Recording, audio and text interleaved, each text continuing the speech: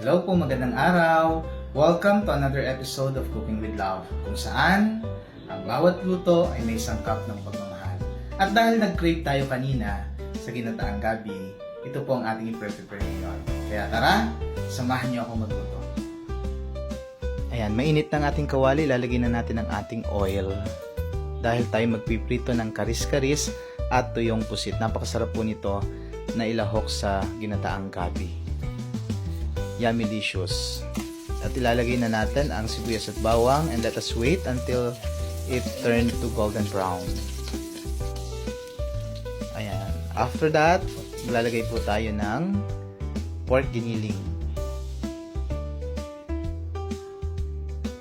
Talagang mapapawaw ka kapag natikman mo ang ating ginataang gabi. Dahil okay na, ilagay naman po natin ang unang gata.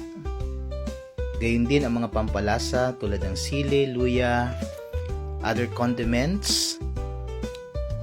At gayon din ang hinalbusang gabi.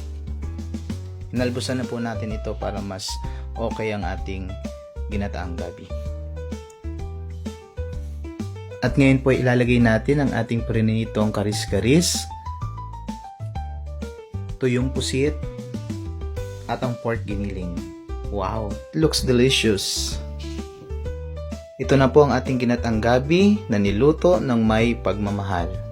At kung nagustuhan ninyo ang recipe na ito, please like, follow at share. Once again po, ito po si Prof. Jeff, nagpapaalala na mas masarap ang luto kapag hinaluan natin ng love. God bless po to each and everyone.